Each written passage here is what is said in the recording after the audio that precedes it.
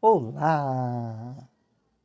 Hoje eu quero trazer um conhecimento para vocês a respeito do uso dos animais de poder dentro da psicoterapia de abordagem junguiana. Vejam, a abordagem junguiana traz em seu escopo de fundamentação a ideia do inconsciente coletivo. Jung, nas suas inúmeras obras, seus inúmeros livros, relacionou diversas situações entre os vários continentes onde ele teve a oportunidade de visitar, em que povos completamente diferentes uns dos outros tinham relações sincronísticas de eventos e situações que brotavam diretamente de um lugar de sabedoria oculta chamado de inconsciente coletivo. Segundo Jung, nesse inconsciente coletivo existem várias camadas de aprofundamento que têm a ver com a existência da humanidade em paralelo com a existência de outros seres vivos no nosso planeta. E essa história de evolução entre outros seres vivos e o próprio ser humano na face da Terra pode ser acessada e encontrada nessas camadas mais profundas que constituem o inconsciente coletivo. No livro Jung, Vida e Obra, escrito por Barbara Hanna, existe um gráfico que Jung usou uma vez numa palestra para exemplificar essas camadas do inconsciente, tanto do inconsciente pessoal como do inconsciente coletivo. Eu vou colocar aqui para vocês conhecerem um pouquinho desse trabalho da Barbara Hanna, na biografia de Jung, né, onde ela explica como que Jung, então, trouxe esses conhecimentos aí para a nossa sabedoria e para o nosso usufruto na modernidade. Partindo desse pressuposto, então, de que a humanidade evoluiu paralelamente à existência dos animais e de seres vivos que já estão extintos ou que ainda existem aqui na Terra, nós podemos fazer um paralelo dessa nossa história e dessa nossa relação dos ancestrais com esses animais nos passados mais longínquos e que possam estar de alguma forma registradas nesse inconsciente coletivo, passado de geração em geração, nas milhares de gerações que nos antecederam. Então é interessante observar que Charles Darwin também fez um estudo extensíssimo sobre a evolução das espécies, fez um gráfico, situou, e nós fazemos parte de um pequeno pedaço de toda essa grande evolução de seres vivos que nós podemos apreciar ou rememorar daqueles que já foram extintos.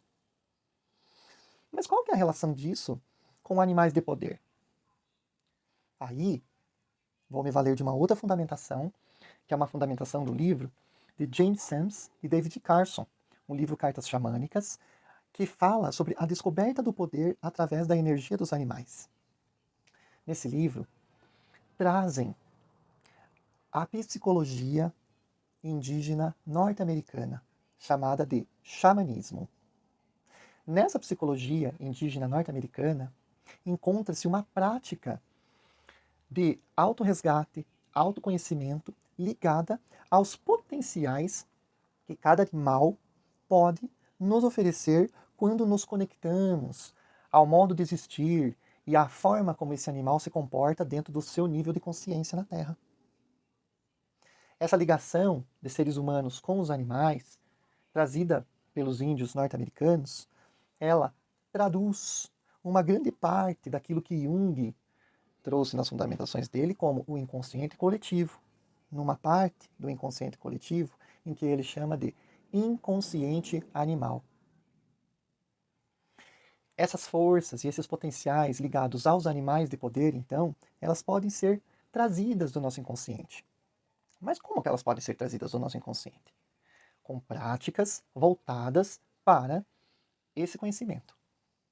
Então, com técnicas de imaginação ativa, com técnicas de análise dos sonhos, técnicas de sound play, técnicas de arte terapia, desenho, esculturas, performance, danças, podemos resgatar essas forças, esses potenciais e esses poderes que estão ocultos lá na nossa constituição enquanto inconsciente animal que nos habita. Nesse livro dos Animais de Poder, nós temos diversos exemplos de animais lá da cultura norte-americana e como esses animais e a existência desses animais e a relação dos seres humanos com esses animais podem aperfeiçoar, aprimorar e trazer revelações a respeito da nossa própria existência.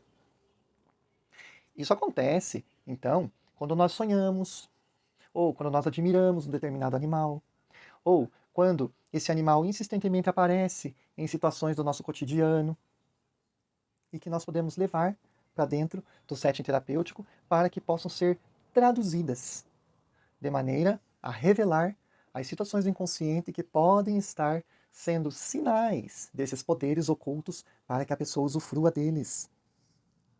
É muito interessante como isso funciona na prática.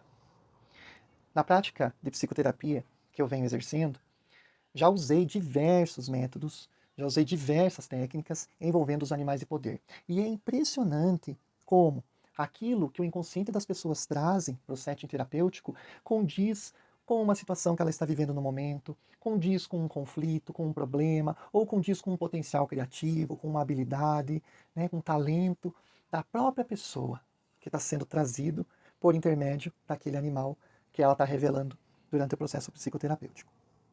Então, é bem interessante. Utilizamos os animais de poder como uma espécie de religação da nossa própria evolução da humanidade com a natureza que nos cerca, com o ambiente em que nós vivemos. Por quê? Porque a desconexão do ser humano com a natureza e com o ambiente pode provocar diversos sintomas dentro da área de saúde mental. Essa desconexão com a natureza do lado de fora é uma desconexão com a própria natureza do lado de dentro.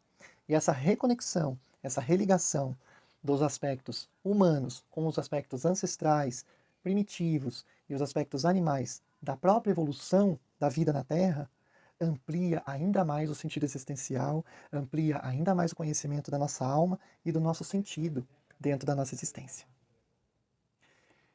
Esse é o recado que eu tinha para passar hoje para vocês. Eu espero que vocês tenham gostado, que vocês tenham apreciado. E qualquer dúvida, me escrevam, mandem um direct, mandem uma mensagem. Eu estou aqui para usar esse método, para explicar esse método e para tirar as dúvidas em relação a como nós podemos ampliar a nossa própria capacidade interior por intermédio dos animais de poder. Um abraço fraterno e até a próxima!